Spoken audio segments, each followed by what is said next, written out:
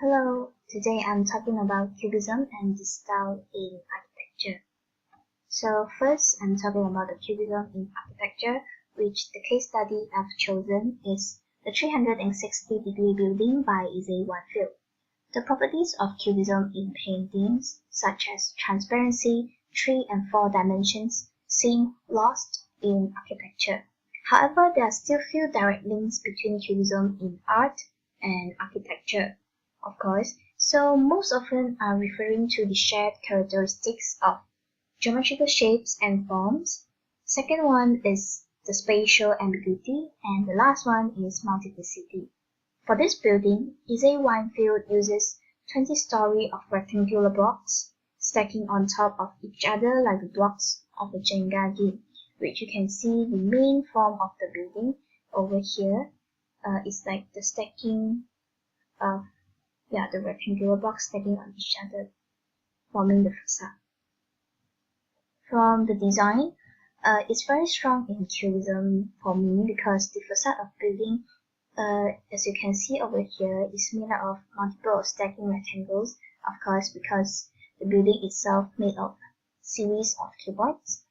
And about the space ambiguity here, Weinfeld installed terrace for each home, and it's tucked between apartments, which you can see is over here, here, and here, so that it's not that obvious when people is viewing from the outside, and it provides privacy. And last one is this building uses only subtle colors with 2 colors prominent, which is the gray tone and brown tone. And I can say overall this building is presenting a style that is not referring to the past, which is very strong in Cubism because the main form of this building is cuboids. Next, I'm talking about the style in architecture, which I've chosen the building Miller House by Joseph Overy. So the architect himself has different influences for each of the building facades. So each of the building facades have different kind of style and concept. For the northeast facade, which I'm focusing on because it uses the style and apply the style on the facade.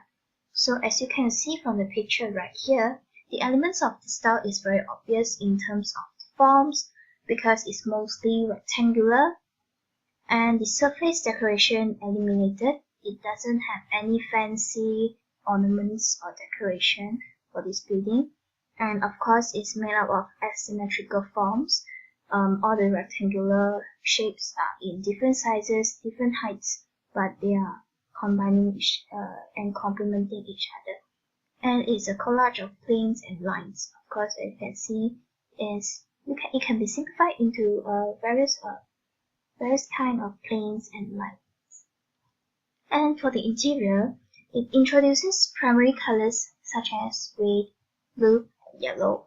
And of course, the very obvious style of this style is using the primary colors red, blue, and yellow. For the first picture, you can see the dominant color are red and blue, and this is the walkway inside the building, which you can see the ceiling is in yellow color, the ground is in red color. And this one is one of the entrance. It combines vertical and horizontal elements, but it complements each other, so it forms a style building. So in overall, this Miller House by Joseph Overy is very strong in the style because it uses various kind of planes and lines, horizontal, vertical elements, and it's very strong in the style in terms of the color it used in the interior, red, blue, and yellow. So each of these are complementing each other and forming the style in architecture.